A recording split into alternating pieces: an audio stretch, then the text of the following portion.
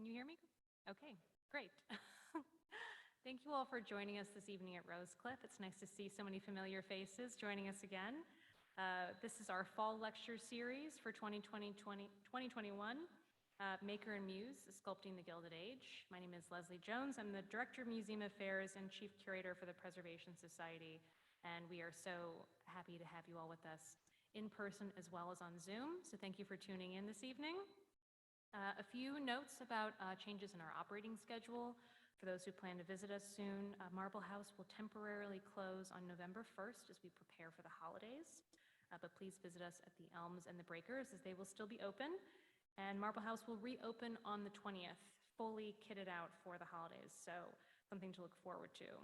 As well as Sparkling Lights, which will be returning this year at the Breakers. Please visit our website to buy tickets and learn more.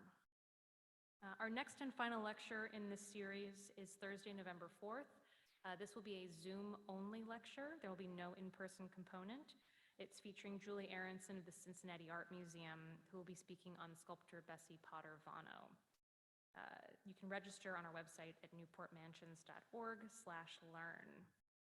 Again, as a reminder for our audience members on Zoom, unfortunately, we aren't able to take your questions this evening, but if you have a question that comes about that isn't addressed by any of our in-person attendees, please feel free to get in touch with the Preservation Society. Following Jessica's talk, I will be going around the room with a microphone in case you do have questions to ask. Jessica Roscio will be speaking with us this evening on Vaux Warrick Fuller. There's a wonderful article I want to mention that is from the October 2020 issue of the magazine Antiques on the artist, and we encourage you to look that up online. It's free and accessible and gives a little bit more detail about the artist Jessica is speaking about this evening. Jessica joined the Danforth Art Museum in 2011 and was appointed curator in 2015 and became director in 2020. The ultimate museum story. She has overseen curatorial and administrative operations since the museum became a part of the Framingham State University. Prior to the Danforth, Jessica held positions at the National Museum of Women in the Arts in Washington, D.C., and the Museum of Fine Arts, Boston. She has taught courses at Emerson College and Suffolk University and has been a regular contributor to Aspect Initiative, an online gallery focusing on contemporary photography in New England. She has an MA in art history from the University of Buffalo and a PhD in American Studies with a focus on the history of photography from Boston University. Please help me welcome Jessica.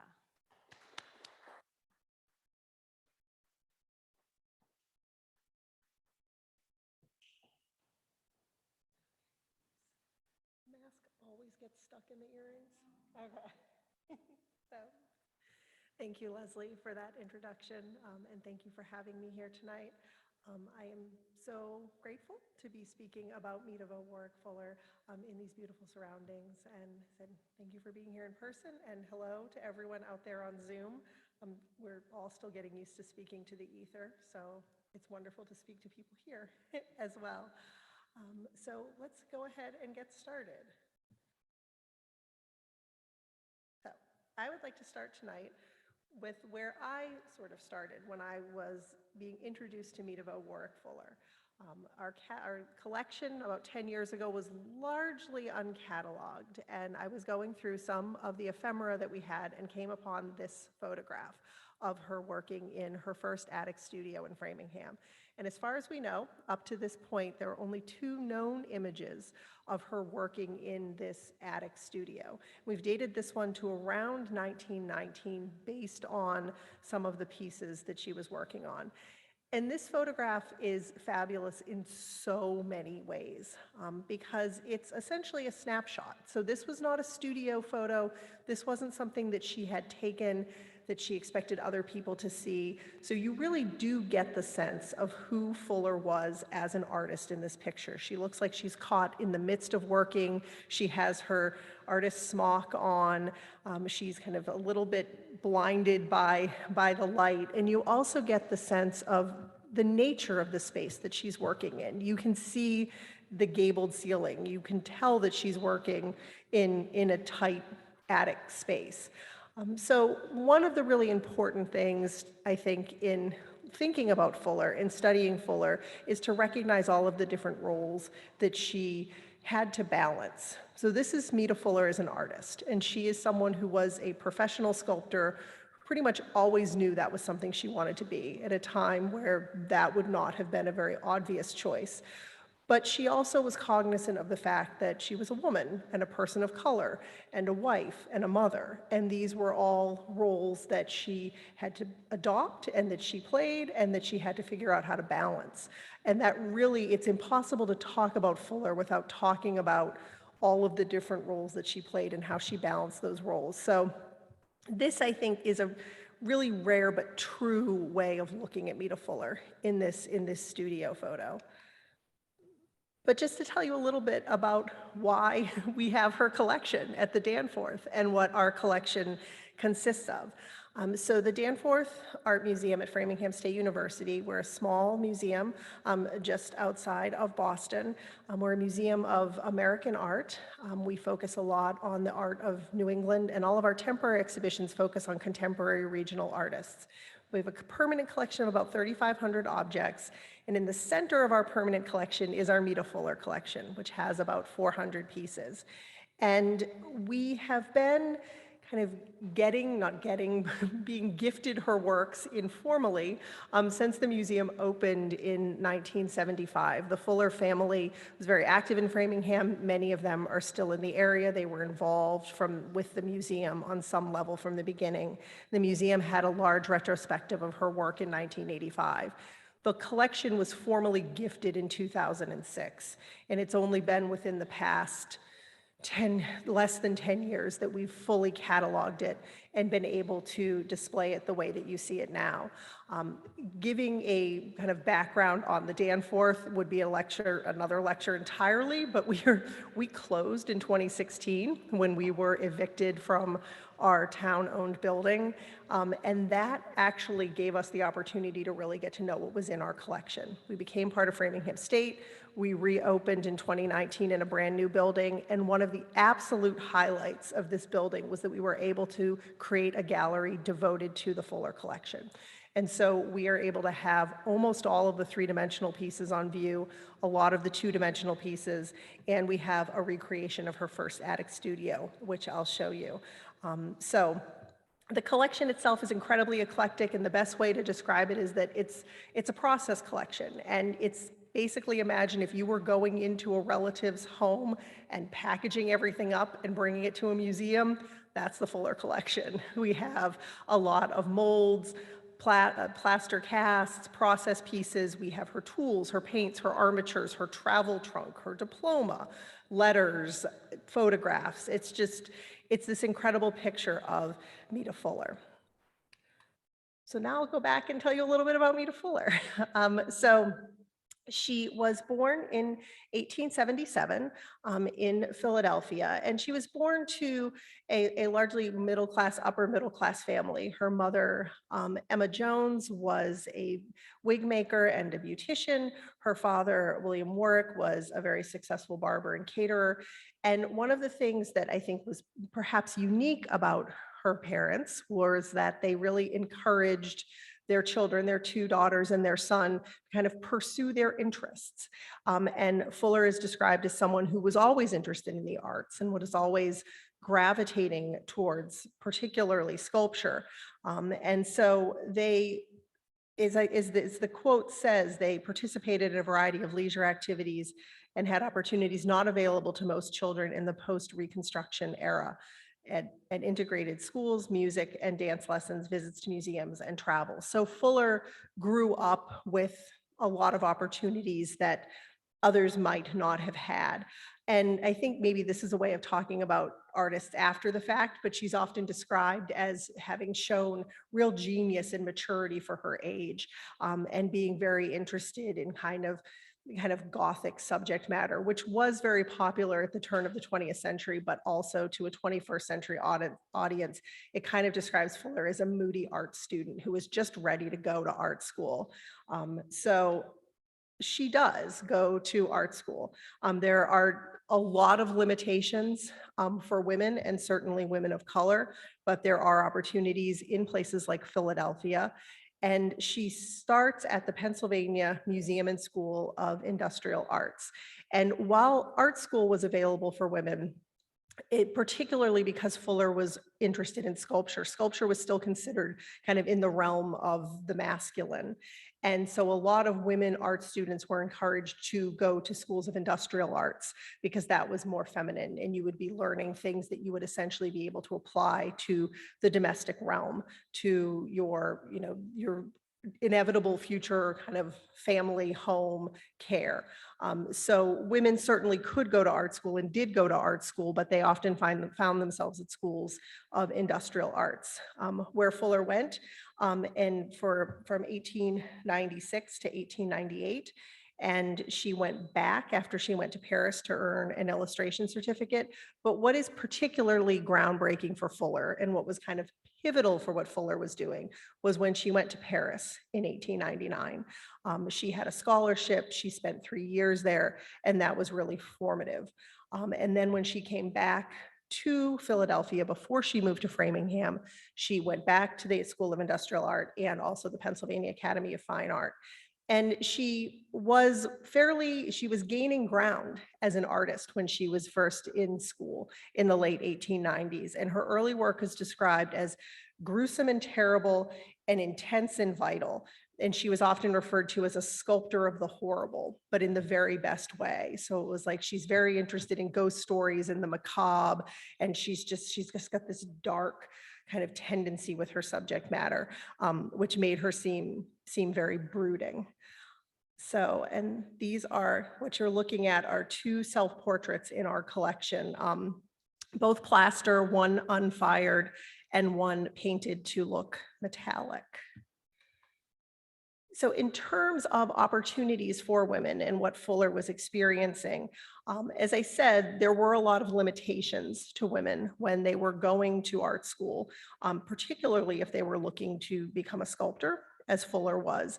And one of the main things that women faced in the 19th century, and certainly before the 19th century, but we really start noticing it in the latter half, is the fact that they were never allowed to study from the nude. And if you are looking to accurately portray anatomy, not being able to study from the nude really hinders your studies. And so we have kind of very few images of women at work in art school. One of the earliest ones that I've seen was this painting by Alice Barber Stevens, Female Life class from the late 1870s, where these women are actually studying from a nude model, which, I mean, there are very few images of this. And then on the right, you see a Fuller in class at the Pennsylvania School of Industrial Arts, and then the little inset at the bottom, she's towards, oops, I realize I do have a laser pointer. She is about here. Now I'm gonna have to put my glasses on. She is here in that picture, and then that's a close-up. And this was actually an image that was in their kind of like annual report, and a wonderful researcher at the School of Industrial Arts now has managed to find all of the images of Fuller that showed up in their course catalogs and annual reports. And so certainly plenty of women went through art school, and it was then kind of, for a lot of art students in the 19th century, you finish art school and you think you probably want to go to Paris. And that again becomes kind of a question of privilege. And I've always enjoyed this cartoon, which again, I'm going to put my glasses on to read this, because it really does kind of sum up kind of women's experience in art school. And it says, "'Twas a day in bright October when 2 students blithe and gay went to get a little studio because they'd left the MFA. Would you like to see the studio?" said the agent with a grin. "Just go right up to the very top and then you go right in." The way up to the studio was by a winding stair, but when they reached the very top, they sat down in despair. "Others off to Paris go, great artists for to be, but girls, alas, must stay at home and feel like you and me." So that was very often the case for female artists after they left art school. Not so much the case with Fuller. She got a scholarship to go to Paris, and There were certainly a number of roadblocks. She got the scholarship, was taken away when it was the group that gave her the scholarship realized she was African American. It was given back to her. There were a number of roadblocks, but she ended up in Paris from 1899 to 1902. And this was probably one of the best times for her to be there for two reasons. She was there during the Paris Exposition of 1900 and 1901. So she was exposed to all that was new in the arts, the coming of modernism, and certainly kind of the flourishing of Art Nouveau. And it is also during this time, I would say the second reason is the second thing that she really benefited from was that she was exposed to early modernist sculpture. So she's heavily influenced by Rodin, who is certainly in Paris, and Augustus Saint-Gaudens. I have Camille Claudot up there as well. And so when we're talking about this early modernist sculpture, it's obviously not kind of the traditional white marble sculpture that we see in the mid-19th century. And it's also sculpture that you have kind of the full view. So wherever you're standing, you can see a different view, which is certainly something that was common with something in Rodin's work and Camille Claudot's work. And it's something that Fuller really brings into her work as well. So she's able to take this kind of interest in mysticism and spiritualism and symbolism that's very popular at the time, and then apply these new kind of ways of showing drapery and movement and really kind of emphasizing the macabre in her work. Fuller is often described as having studied with Rodin. She didn't actually study with him. She had what would be the equivalent of a portfolio review. She visited him and she had an appointment to visit him in his studio. She brought him a work or two works, one including Silent Sorrow, which is a figure of a man eating his heart. And he gave her positive feedback, essentially. He said, yes, you are a sculptor.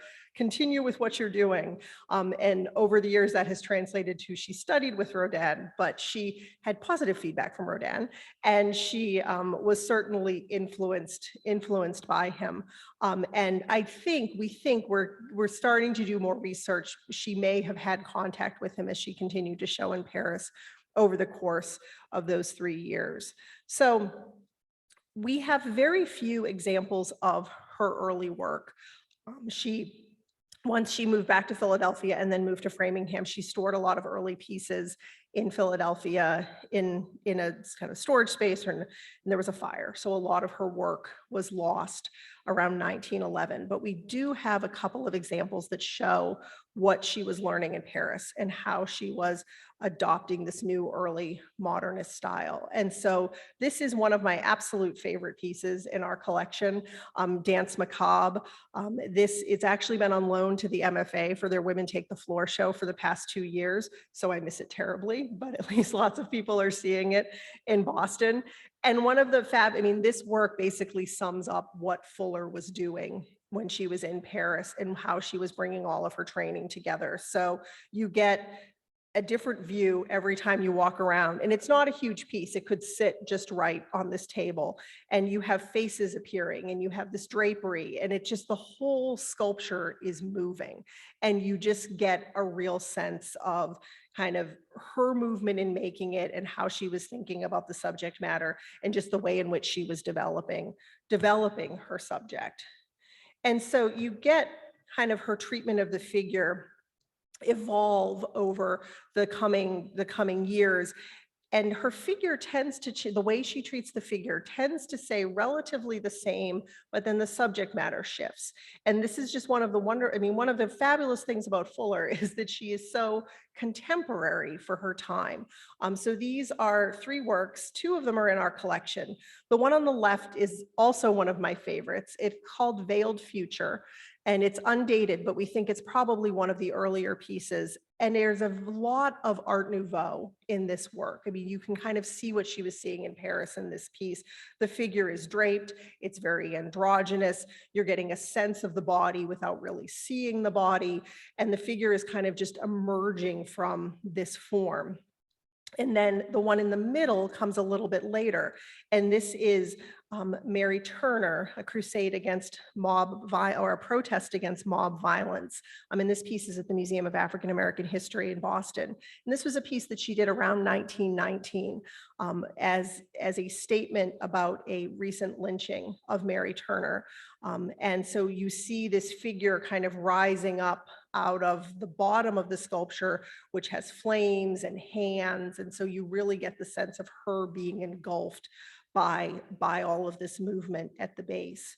And then the third piece is in our collection, and this was done in a few years later. And this is Ethiopia Awakening, which is probably one of her best known works. There are 3 versions of this work that we know of. We have the painted maquette. It's a very small piece. The Smithsonian has another small plaster maquette, and then the full-size bronze is at the Schomburg Center in Harlem. And with all of these pieces, you see the way that she has the figure kind of emerging out of binding or the base or some sort of structure. And that's really how she went on to treat the figure throughout the course of her career. So I do want to talk a little bit about where Fuller comes from. And that means going back to this previous generation of American women sculptors, because in many ways they paved the way for Fuller. And so I wanted to start with, I'm just going to discuss a few of them, but one really needs to start with Harriet Hosmer, because Harriet Hosmer really was a bit of a force of nature.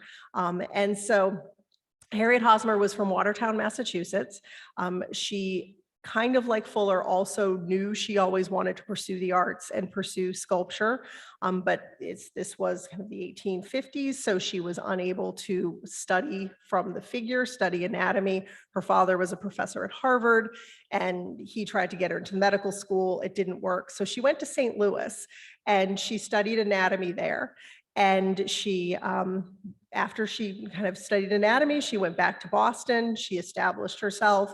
And at that point, she met Charlotte Cushman, who was probably, or was the most well-known actress at the time in the United States. And Charlotte Cushman was a patron of the arts, and she kind of artists gravitated towards her, and essentially she gathered this group of artists, and I realize I'm completely simplifying here, but they all moved to Italy and they set up this villa and this space in Italy where they were able to work and essentially have less limitations than they were in the United States. And they were referred to rather derisively by Henry James as the white Marmorian flock, because they all worked in white marble. And certainly the marble was, they were closer to where the marble was when they were in Italy. Nathaniel Hawthorne's The Marble Faun is about Harriet Hosmer. So, I mean, they were viewed as this kind of very particular group of American women sculptors, because at the time there was really no such thing as an American woman sculptor. Sculpture was still considered very much in the realm of the masculine in the middle 19th century, and American art was something that was still, I mean, it took a while before we talked about American art as being American art. So this is Hosmer. She was very good at PR for herself as well. This is her in the middle of all of her studio assistants and artisans in Italy, where kind of saying like, these are my ideas and they are helping me execute my ideas. And similarly, here she is with her statue of Senator Thomas Hart Benton. Again, something that she would have had the studio artisans assist with, but she is kind of showing her next to the scale of the statue. So saying, you say women can't be sculptors? Hey, look at I just did this. So she did tend to also, I mean, I think a lot of her most well-known pieces are very large, including Zenobia in Chains. And a lot of women at this time, or the women sculptors that were working, they used a lot of mythological themes and a lot of representations of women. And so this would have been kind of very classic for Hosmer. Hosmer was very well known, but I would venture probably a little bit more interesting was Edwina Lewis. And she was a little bit younger than Harriet Hosmer, but she also became part of Charlotte Cushman's circle. She was Black and Native American. She attended Oberlin College, and she left in the midst of a scandal where she was framed for poisoning a fellow student. And then she ended up going to Boston and working there, meeting up with Cushman, and also moving to Italy. And Edwina Lewis also worked in white marble, but tended to have her subject matter be more contemporary subject matter. So we have something like the old arrow maker and his daughter. And, oops, I went backwards, sorry. The old arrow maker and his daughter, and Forever Free. So sculpture that was very much of its time, and also subject matter that was very much of its time, and also her exploring her own identity. And the other work, The Death of Cleopatra, I think has a fairly interesting story to it. It's a very, very large piece, and it lives at the Smithsonian American Art Museum in Washington, D.C.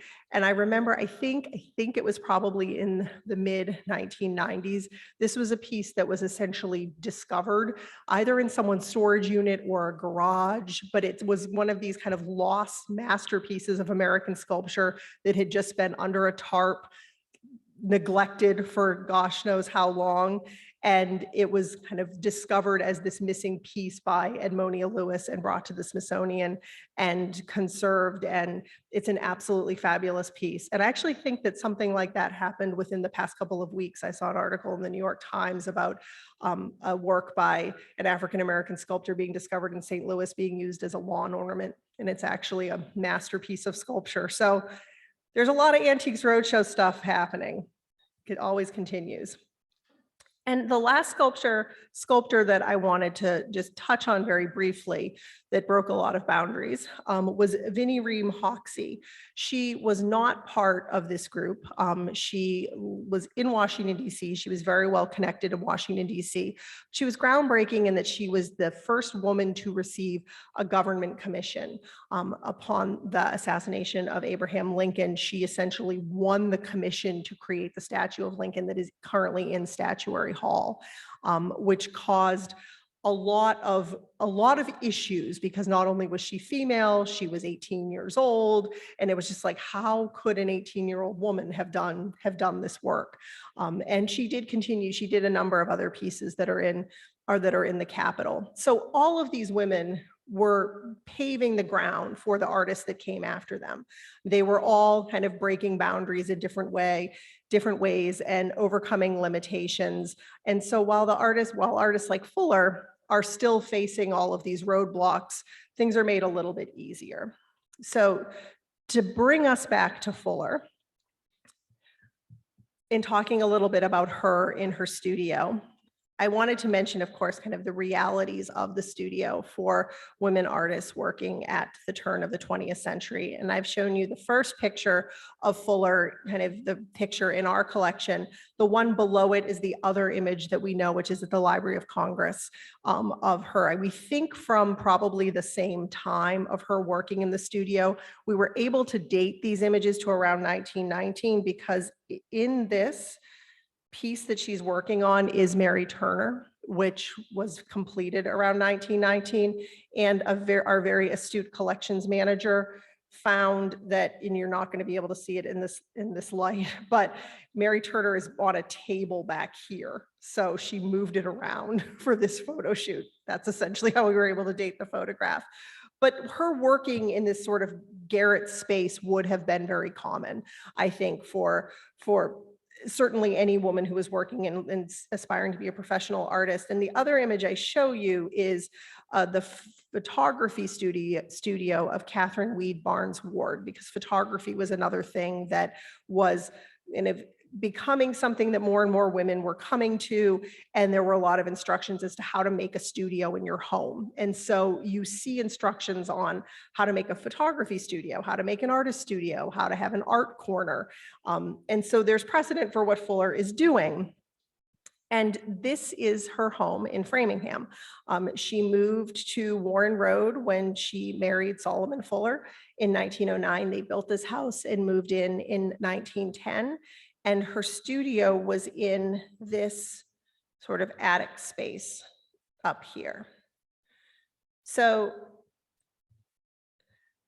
Mita met Solomon Fuller when she was in Philadelphia. She insisted on a long engagement, which he gave her. So they said they got married in 1909 and they moved to Framingham in 1910. And so you're getting a view of Framingham in 1910 and a view of Mita and Solomon's brother on the front steps of their home. We thought up until about 2 months ago that this was Mita and Solomon, and 2 of her grandchildren said that it's actually Solomon's brother who was visiting from Monrovia. So we still love this photograph, but different relative that is pictured there. And so we also see an image of Fuller sitting in her parlor. And this image is an image that was a little bit more widely circulated than her studio images. And what you see right here is her, again, kind of projecting this role of herself as ideal domesticity. We're on kind of the tail end of Victorian domesticity, but we still have this front parlor, which is very well appointed, and she is sitting there reading. So she's saying, yes, I am an artist, but this is also my home and my family. And so kind of playing, again, all of these different roles. What's particularly interesting about this image is that her art is in it, but it's not even remotely profiled. When they moved into this home, she designed a 4-panel frieze of the 4 seasons to go above the fireplace or on the wall behind, which is still there. It's built into the wall.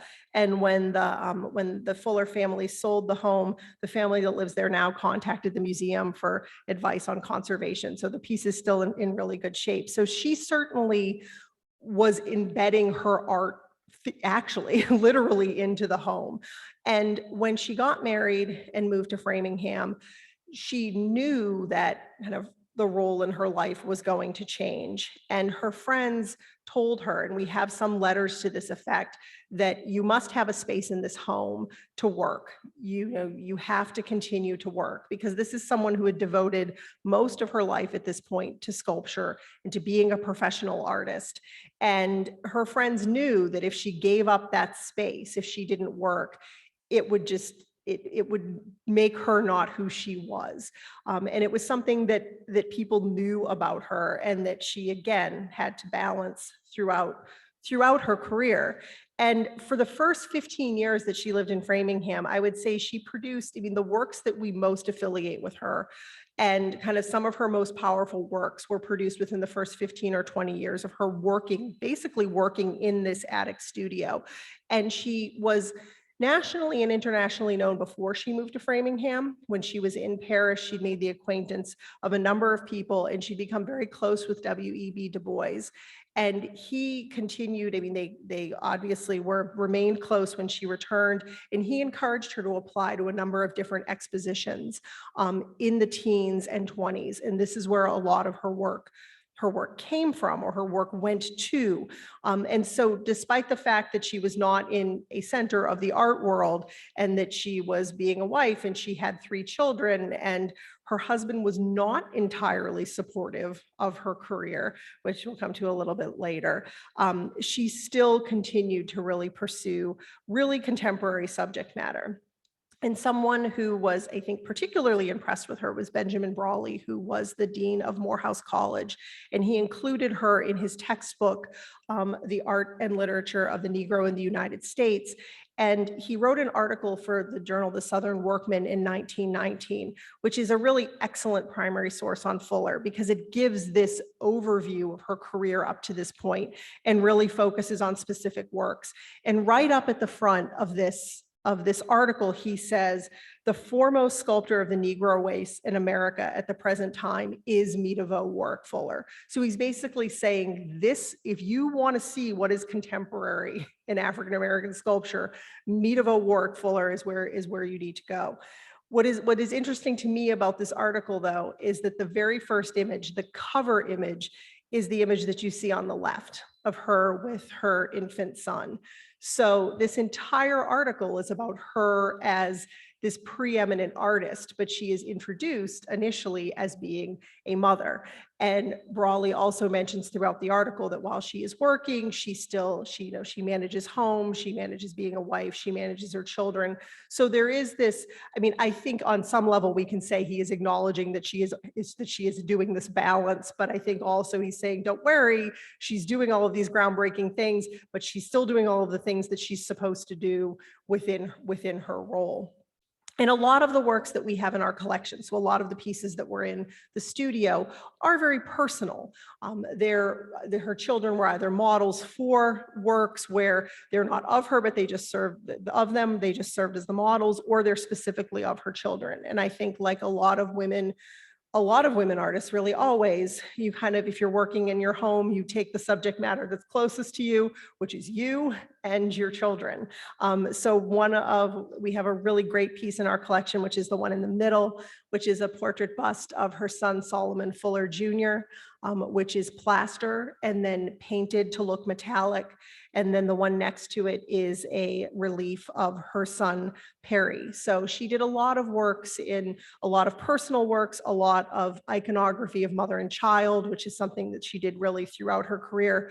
But at the same time, she was also doing really contemporary work and kind of showing how involved she was with contemporary thoughts and ideas, and really putting all of that into her sculpture. And so these are all pieces from our collection. We have a sculpture, we have a relief of Booker T. Washington, we have a couple of Du Bois. This is a mold for a medallion that she did of the Revolutionary era poet Phyllis Wheatley. And then we also have a plaster of Amelia Earhart, who I think was working in Boston at the time. We're still doing research to know if they had actually met at any point, but she was certainly interested in Amelia Earhart enough to do a piece. And she was very, very involved, as I mentioned, in contemporary issues. She did this plaster medallion for the passage of the 19th Amendment. She did this in plaster. She did a number of versions of it. We have 3 of them with the words from each unto each the rounded complement. And the crisis described this as her having designed a beautiful medallion, which she donated to the Equal Suffrage League in Framingham as her contribution to the suffrage campaign fund. It beautifully typifies the message of equal suffrage. So she was doing that. And then also this is another piece in our collection that is really amazing. It's called Immigrant in America. It is rather large and incredibly fragile. It's not something that we move very often, but around 1913, she entered a competition. She was entering a lot of sculptural competitions on the theme of immigration in America and responses to immigration in America. And so this was the piece that she entered, and it was inspired by 2 lines from Robert Haven Schaeffler's Scum of the Earth. And on both sides of the piece, it says, "Children in whose frail arms shall rest, prophets and singers and saints of the West." And it did not win the competition, but all of the entries were exhibited in Gertrude Vanderbilt Whitney's studio at the end of 1913, and her piece was one of them. And then as far as we know of what happens when you enter to a competition and then the competition is over, this piece just went back into her studio. And I bring this up because when this fabulous book about Fuller by Renee Adder came out a number of years ago, there's an image of this work in the book, and it's an image from the Southern Workman article in 1919. And it says, "Immigrant in America, lost." And we were looking at the book, our former collections manager and I, and we were like, we think we have that work in storage. And this was when we were in our old building and the collection was not fully cataloged. And we went back to this storage that I would never actually admit we had, because it was not a good storage space for the collection. But again, kind of underneath a tarp next to a door was this lost piece. And so, and John Fuller, Mita's grandson, had said it was big and no one else wanted it, so it just stayed in her studio basically throughout most of her career until it came to us. So again, it's just really interesting to see what you get when you get the contents of an artist studio and what the artist leaves behind. And this is a really wonderful work. And she again continued along with themes of racial and social justice. As I mentioned, Mary Turner, she did in 1919. Much later in her career, she did this large Crusaders for Freedom, which we have a version of in the collection. And this is her towards the end of her life being photographed in her home. And I did want to focus a little bit on probably two of her most well-known works. And the first one is called Emancipation, which she had done for the National Emancipation Exposition in 1913. And this was another exposition that Du Bois had encouraged her to take part in. And in our collection, we have the little maquette on the left, so you can see the differences between her model and what actually ended up. And so she was very insistent upon her design. We have realized from going through kind of some of our ephemera, Du Bois often gave her advice that she ignored. And he was concerned that the figures were only half clothed, and he was afraid that by showing not fully clothed Black bodies, that it would somehow lean into stereotypes, and that was not necessarily the message that he wanted her to be showing. But she was like, nope, this is what I'm going to do. This is a beautiful Black body, and we're going to show them, which is what she did in this final piece, which was a full-size plaster. What you're looking at right now is the bronze that was cast in 1999, so about 30 years after she died. And it's currently in Harriet Tubman Square in the South End of Boston. So she did the full-size plaster for the exposition. You'll notice our maquette has the three figures, but kind of a hand going over the top, which ended up becoming more of a fountain, which you see in the final version. And again, like with Immigrant in America, when the exposition was done, the plaster came home.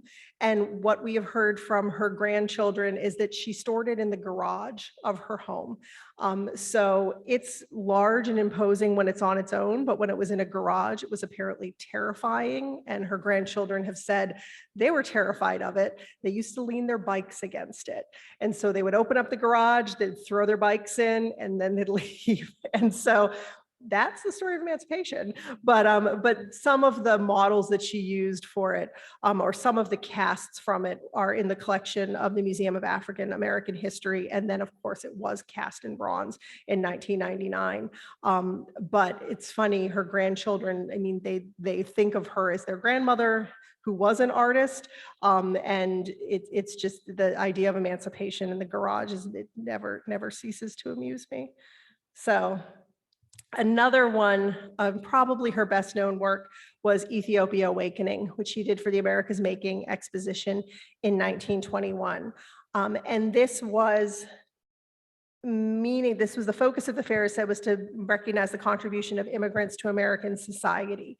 And what she was doing with this piece was kind of a continuation of her style of before, of showing kind of a figure emerging. In this in particular, and this is a lot of iconography that she looks to in the 1920s, we have this wrapped body that is slowly emerging, with one hand up and one hand down. And she kind of thought of it as an awakening consciousness. And so similar to what she was doing with the figure before, but with a different message behind it. And throughout the 1920s, she's turning more to Egyptian iconography in her work, looking to kind of use her art to talk about establishing African American identity, and looking to Africa and looking to Egypt and looking to kind of royal lineage in the way that she is creating these contemporary works. So she did another series of kind of the king of Ethiopia done in this very kind of Egyptian bas-relief style. And so this is the piece that we have, which is a small painted small painted maquette. The final version ended up full size with the hand close to the body. So we have one with the hand out, and she ended up with the hand in. And just to show you kind of the Egyptian influence in her work. And Fuller is often talked about as a precursor to the Harlem Renaissance, and certainly she was working prior to the Harlem Renaissance. She was never in Harlem working, but her work is very much a part of that time, and certainly she was influenced by artists. Artists were influenced by her, and this piece is often talked about as being one of kind of the key works of the Harlem Renaissance. And one of the things about our collection, as I've mentioned, is we just have a lot of process pieces. So we really get the sense of how she worked as an artist and how an artist works. I don't know a ton much about making sculpture, so being actually able to see how the pieces come together gives you a lot of insight into the work. You also see kind of how she developed all of these moving figures with these armatures. And so these are, I would say, from a conservation standpoint, our collection tends to be a little bit nightmarish, but it's really, really interesting just to see how all of these works come together. And she also created, I mean, certainly she had commissions, and there were some works that were more for, I would say, kind of public consumption in the popular imagination. And she did do a number of small pieces that were then also used as bookends. There were the Mother and Child, and then this is Silence and Repose, which are two pieces that can stand alone, but were also used as bookends. And we have two versions of those. One of them is in a very rough state, and the other one actually has a tin aspect to it. So, and those are the two that are on the left, and then the finished version on the right, we do not have, but we have the process states. And then she worked in her attic until the late 1920s. And in 1927, she built her own studio. And there is an interesting story related to her new studio, which I never believed, again, until her grandchildren confirmed it. Our docents used to always say that when she built this studio, which essentially is a single family home in Framingham, right down the street from her family home, that her husband didn't know she did it. And we were like, how could she have built an entire house right down the street and nobody knew? And so we're like, no, that's just, a story that is being told. Apparently it's true that she received an inheritance from an aunt on her side of the family in the late 1920s. She bought the land and she built the studio because she needed more space.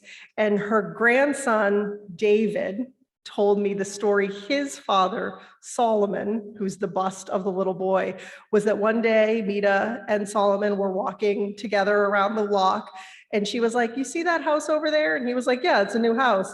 And she was like, yeah, that's mine. It's my studio. I just built it. So I would like to, enough people have said that I think that is probably mostly true. And it just says a lot about Fuller as a person and as an artist. And Solomon was, he's described as just kind of, is never being particularly supportive, but at that point kind of resigned to the fact that this is what was going to happen. And then throughout the 1930s, she does move a little bit more into the Boston art world. She joins a couple of art associations. She starts showing a little bit more locally. She starts teaching out of her studio, so she's really able to spread out more in this space. Towards the end of the 1930s, Solomon fell very ill, and she essentially had to spend the next 10 years caring for him in the last years of his life. And she did have to give up a lot of her work during that time. We do have some letters where, not unexpectedly, she was not thrilled about this turn of events. And then she fell really ill with tuberculosis after Solomon died. So she ended up taking a fair amount of time off from her work, but towards the end of her life, she was pretty much constantly working. Her themes get much more religious. She starts using more Christian iconography in her later works, and we have a number of those in our collection as well. And she also starts writing poetry. So she's pretty much constantly working, and you know, this collection is really revelatory. And she, in the same way that she's influenced by artists who come before her, artists who came after her are certainly influenced by the work that she's doing. Often the artist that's most closely talked about with her is Augusta Savage, who was working during the Harlem Renaissance, and this is her Lift Every Voice and Sing. But you certainly also see kind of the treatment of the figure and the use of materials in the work of Elizabeth Catlett. And she was a teacher to Lois Mallow Jones. She taught classes on the vineyard over the course of a number of summers, and Lois Mallow Jones had studied with her. So she is part of kind of this long lineage of sculptors that are continually influencing each other. And our work is ongoing with this collection. We have found that the more work that we do and the more that we talk about Fuller, the more information that we get, which is one of the wonderful things about research. And to say that we learn things about her every couple of weeks is not an understatement. Earlier this year, we were gifted a scrapbook from a friend of the family. Mita had given this scrapbook to the family friend's mother for safekeeping, and she had been holding on to it, and her daughter recently donated to us. And it is a scrapbook that Fuller kept for herself from her time in Paris and Philadelphia. So it's from around 1899 to 1910, newspaper clippings, exhibition invitations. I mean, when I got this in a box in the mail and I opened it, I had like an art historical heart attack. I was like, oh my God, what am I looking at? And so we're continually finding out more about her. And we've just started to go through, our collections manager has just started to go through this because it's going to give us a lot more insight into her early years. But the photograph that I'm showing you on the left is one of the photographs that I had never seen before that's in this scrapbook of her in front of the plaster of the one the bikes were leaned against, of Emancipation. And then at the bottom are 2 pages from the scrapbook, one of a piece called The Fountain from 1898. So you do get the sense of how she's doing this very Art Nouveau work. And then another piece from an unknown piece from an exposition at the Pennsylvania Academy in 1908. And we are I think even more now, we're in contact with the Fuller family. Framingham has always recognized the importance of the Fuller family to the town. And there is a Fuller Middle School in Framingham that recently got a brand new building. And just a month ago, we were there for the dedication. We did a small interpretive display in the vestibule of the middle school, and as many members of the Fuller family as could come came. And the picture you're seeing are all of the family members that were there around a relief plaque of Mita and Solomon that Mark Fuller, who is standing next to the plaque, made for the display, because he is a sculptor as well. So I think being in touch with her family and having them talk about her in such a personal way makes her a contemporary figure. I mean, I think about her in terms of the 19th century and the early 20th century, but she is also, I think, very contemporary in terms of her subject matter and the way people remember her. And one of the last images I have for you is our studio recreation. So this is the other side of the gallery. I'm so thankful that we were able to do this when we opened the new space and we had all of her works in open storage. We took that photograph and realized that we had almost all of the pieces that were in it in our collection. So we were able to recreate her studio as closely as we could with all of her things. So we have the experience of her working in that space. And I say, thank goodness for this photograph because it's really taken us down this path with Fuller. And she is an ongoing revelation. And if you ever find yourselves in Framingham, Massachusetts, please come visit the Danforth and see all that we have to offer. And thank you very much for having me.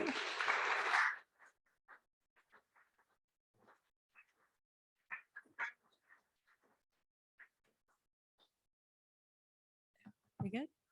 Thank you so much, Jessica. That was wonderful. Excellent visuals. We really feel like we learned a lot and now know this substantial artist in American history. We'd love to be able to pass around the mic for questions. Thank you, Leslie. That was terrific. Thank you. Really, I never heard of her. And that in itself is a travesty. It really is. And I'm educated. Yeah. So you can imagine, I'm overwhelmed thinking this talented woman hasn't been so long ago.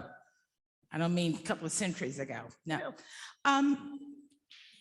Did she ever get an opportunity to cross paths with Hetty Anderson, the model? Right, yeah, not that I know of. So, but again, I kind of say, there's a caveat to all of my answers is, not that I know of, but that Okay. doesn't mean that it didn't happen. Exactly, yeah. That I think there's still a lot more that we're learning about her. Thank you so much. Oh, you're welcome, thank you. Anyone else? Well, over here, great.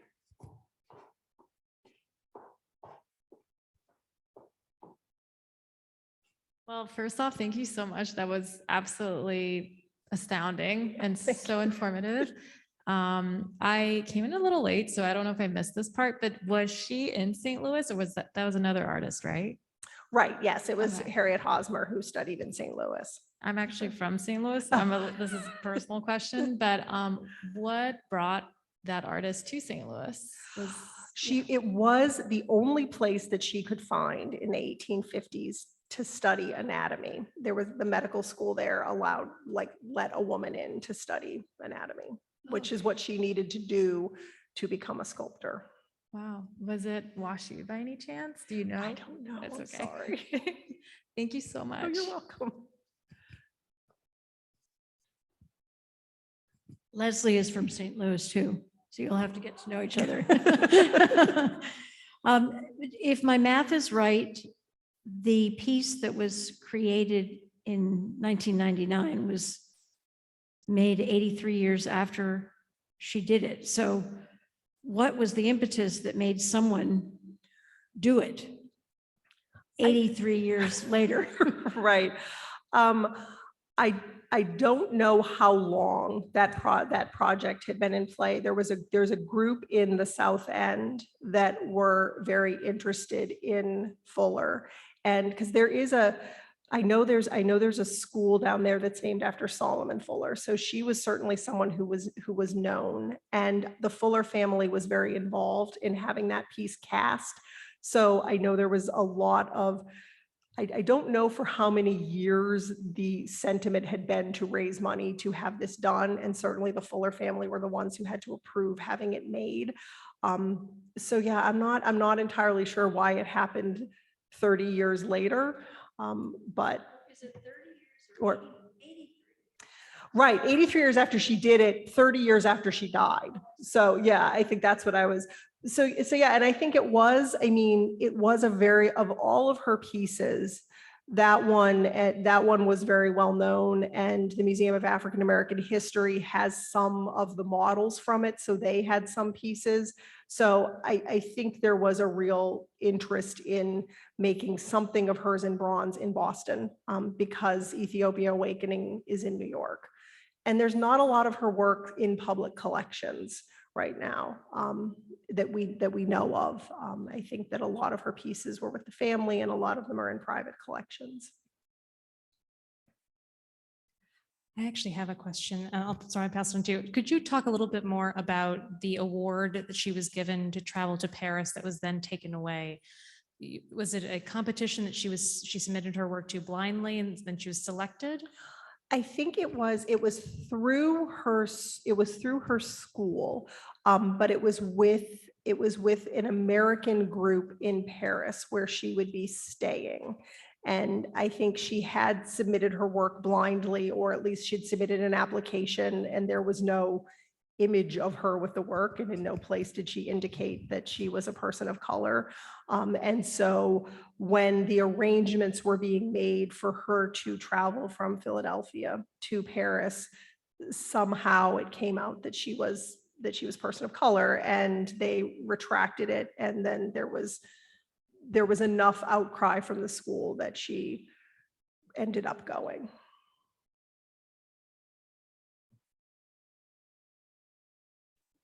I feel her heartfelt reflections in her sculpting is what precursed her writings as well. It's not typical that a sculptor's work would make you feel that she's kind of in the room and you know her. Yeah. It's amazing. She had her family, her son, her women's suffrage, and did not neglect her African roots. Amazing artist. Yeah, yes. And I think that I think one of the things about her is we've gotten to know our collection better, and so much of what was contemporary for her 100 years ago is contemporary for us now. And so when we think about sculpture, we don't necessarily think about figural sculpture confronting contemporary political issues, but that's exactly what she was doing. And I will say, I know because we're not on Zoom anymore, so her family loves her poetry. Her poetry was not so good. So she probably should have stuck. She should stick to sculpture. I know her grandson really loves her poetry, and they've asked us to transcribe it. I'm like, oh. Yeah. So.